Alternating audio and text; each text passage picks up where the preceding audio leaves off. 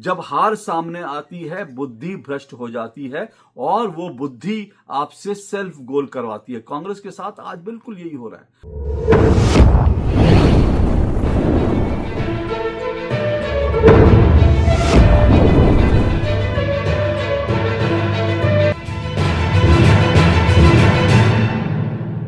जब नाश मनुज पर छाता है पहले विवेक मर जाता है।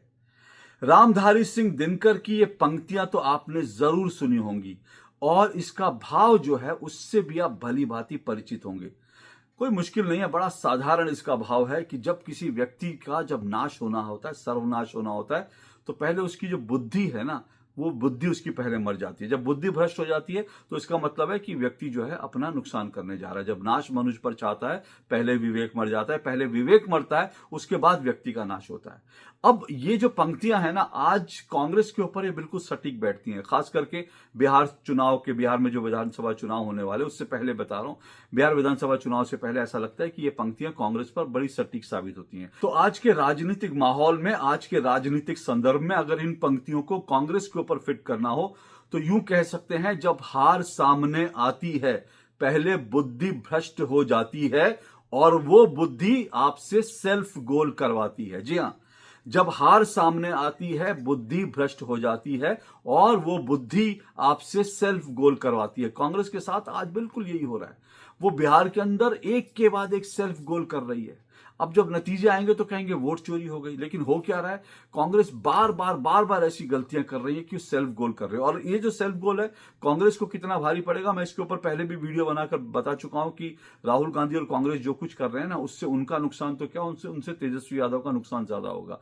तो अब है क्या, देखिए इस बात को समझिए कि ये हो क्या रहा है कि दरअसल कांग्रेस, मैंने कहा ना, सेल्फ गोल कर रही है। अब आपको मालूम है कांग्रेस के मंच से जब बाकायदा कांग्रेस और जो आरजेडी का मंच लगा था, राहुल गांधी और तेजस्वी की जो यात्रा थी, वहां पर जो कांग्रेस का मंच सजा था, कांग्रेस के उस मंच से प्रधानमंत्री नरेंद्र मोदी की मां को अपशब्द कहे गए, बहुत गंदी गाली दी गई और वो माइक लगाकर इस तरह की गाली दी गई। भारत की राजनीति में मतलब निकृष्ट उदाहरण है ऐसा, इस तरह से भारत के प्रधानमंत्री को इस तरह से माइक लगाकर गाली देना।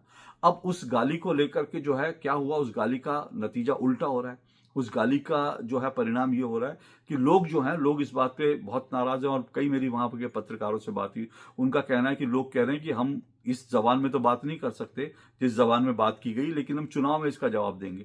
तो देखिए, आप किसी की भी मां को, वो भी भारत के प्रधानमंत्री की मां को गाली देंगे तो लोगों को बुरा लगेगा।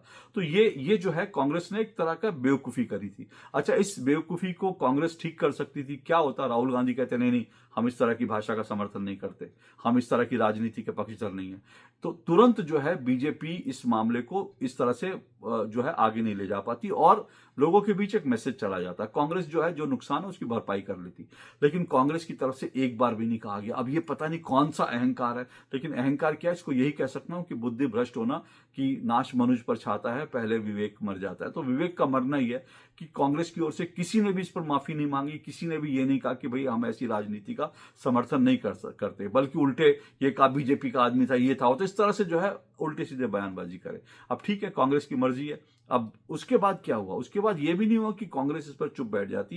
ये अभी चुनाव कुछ में समय बाकी है, कुछ समय और चलता तो फिर जो है ये मुद्दा धीरे धीरे डाई डाउन होता, लेकिन कांग्रेस ने एक और बेवकूफी कर दी। अब आप सोचिए, एक के बाद एक बेवकूफी। अब गुरुवार को कांग्रेस ने बाकायदा प्रधानमंत्री नरेंद्र मोदी की मां को लेकर एक पूरा का पूरा एक एआई वीडियो बनाकर डाल दिया और वो वीडियो बड़ा ही बेहुदा किस्म का वीडियो है। अब उस बेहुदा वीडियो को मैं यहां पर दिखाना नहीं चाहता क्योंकि वो बैड टेस्ट में बहुत बहुत घटिया किस्म का है और प्रधानमंत्री की जो मां है वो आज दुनिया में नहीं है, वो दिवंगत एक व्यक्ति के ऊपर आप इस तरह का वीडियो बनाए तो उसका उसको वो शोभा नहीं देता। लेकिन कांग्रेस ने की तरफ से ये बाकायदा ऑफिशियल हैंडल से, कांग्रेस के ऑफिशियल हैंडल से ये वीडियो ट्वीट किया गया और चलिए ट्वीट करा, मान ले किसी की गलती हो गई, लेकिन ये वीडियो ट्वीट करने के बाद कांग्रेस उसके बाद और क्या, कांग्रेस के प्रवक्ता कह रहे हैं ये तो कलाकृति है, ये तो कला का नमूना है। अब आप सोचिए, एक बेहुदा वीडियो, उसको आप कला का नमूना कह रहे हैं।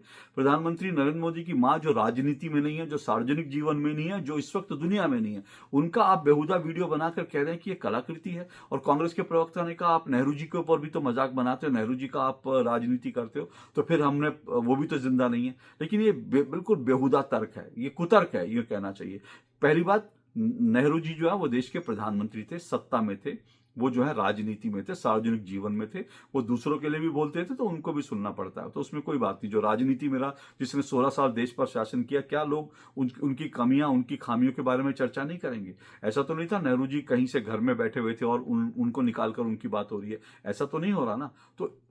तो नेहरू जी का, लेकिन प्रधानमंत्री की माँ से उनका कंपैरिजन करना कोई कंपैरिजन ही नहीं है, क्योंकि प्रधानमंत्री की माँ जो है वो दुनिया में नहीं है और वो राजनीति में नहीं थी, सार्वजनिक जीवन में नहीं थी, और उन्होंने कभी आज तक जो है कोई राजनीतिक टिप्पणी नहीं की, किसी के ऊपर किसी की आलोचना नहीं की। अब जो राजनीति में नहीं है उसको लेकर आप इस तरह की बेहूदगी कर रहे हैं, इससे क्या है? अब मैं फिर से कह रहा हूं, ये कांग्रेस सेल्फ गोल कर रही है, एक एक करके कांग्रेस के सेल्फ गोल हैं जो उसको चुनाव में भारी पड़ेंगे, और ये चुनाव में भारी पड़ेंगे ना, कांग्रेस को तो खैर कम भारी पड़ेंगे, लेकिन आरजेडी को ज्यादा भारी पड़ेंगे, तेजस्वी यादव को ज्यादा भारी पड़ेंगे। तो इसलिए तेजस्वी यादव इस पूरे मामले पर थोड़ा डिफेंसिव आपको दिखेंगे, लेकिन कांग्रेस के लोग कह रहे नहीं तो कलाकृति है। अब इनको कौन समझाए कि ये कलाकृति का जो नतीजा जा रहा है ना, जो नीचे जो मैसेज जा रहा है वो अच्छा नहीं जा रहा। लेकिन कांग्रेस वाले पता नहीं अहंकार में है, उनका विवेक मर गया, मैं नहीं जानता, लेकिन इस तरह की चीजें नहीं करनी चाहिए। अब देखिए इसका परिणाम क्या होगा। इसका परिणाम ये होगा कि कुछ ही दिनों में आप देखना इस तरह की और एआई वीडियोस आएंगे। भाई बहुत सारे लोग बैठे हुए हैं मार्केट में, बहुत सारे लोग बैठे हुए हैं, और जो है लोग इसका, और बहुत सारे लोग आहत हैं। जो आहत हैं, आप देखिएगा सोनिया गांधी, राहुल गांधी के कुछ कुछ जो इस तरह के एआई वीडियोस, कांग्रेस के नेताओं के एआई वीडियोस इस तरह से निकल कर आएंगे। तो इस तरह की चीजें नहीं होनी चाहिए। अब यहां पर मैं एक बहुत इंपॉर्टेंट बात कहने जा रहा हूं, वो समझिएगा।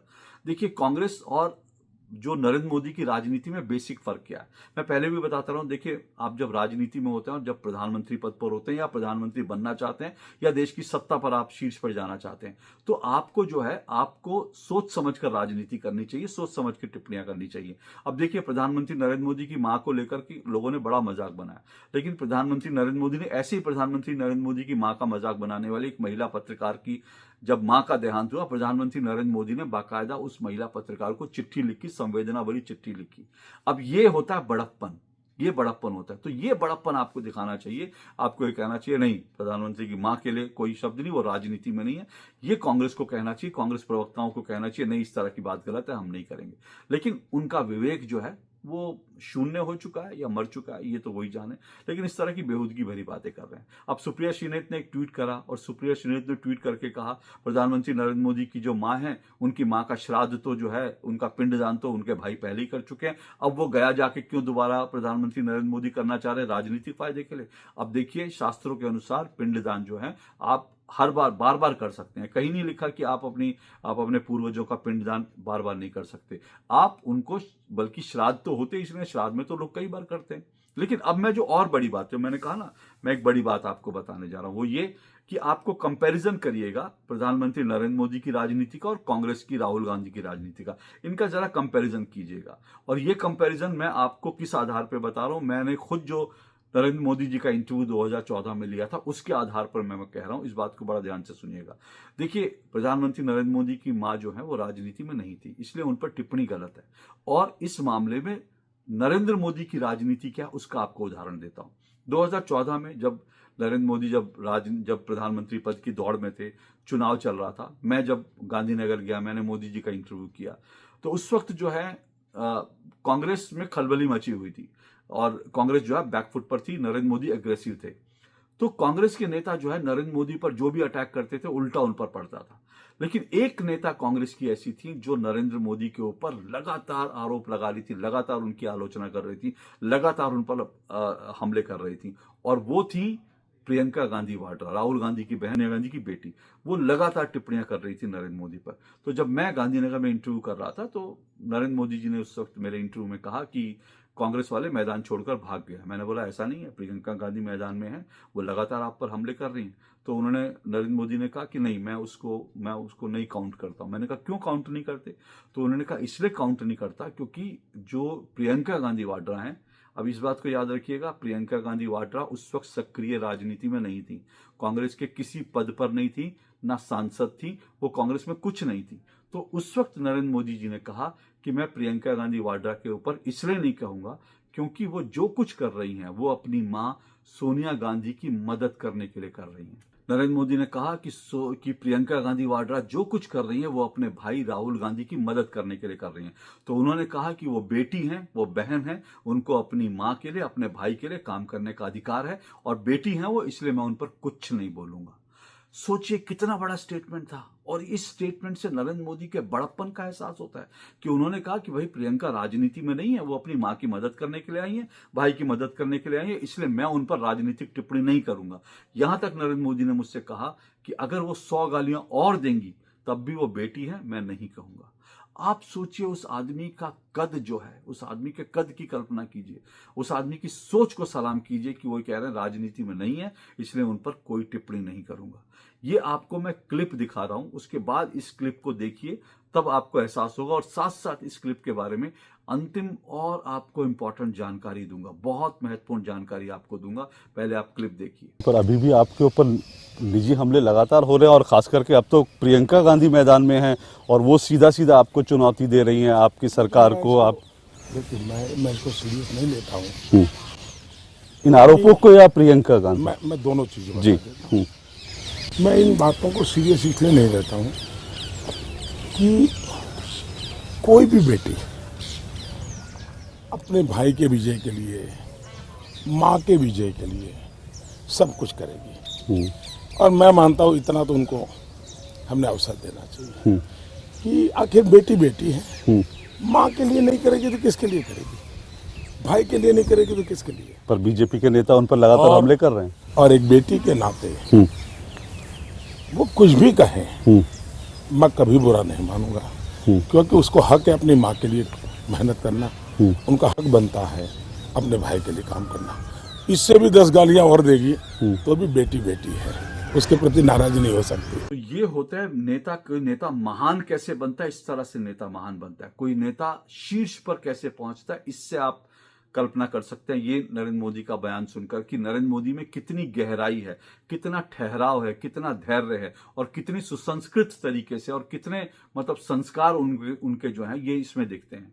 लेकिन जानते हैं नरेंद्र मोदी का ये जो इंटरव्यू का हिस्सा था, ये उस वक्त क्योंकि यूपीए की सरकार थी जब मैंने इंटरव्यू लिया, इसको प्रसारित होना चाहिए था, इस हिस्से को भी प्रसारित होना चाहिए था, लेकिन नरेंद्र मोदी के इस इंटरव्यू को इस हिस्से को काट दिया गया, जबकि ये इंटरव्यू का सबसे इंपॉर्टेंट हिस्सा था।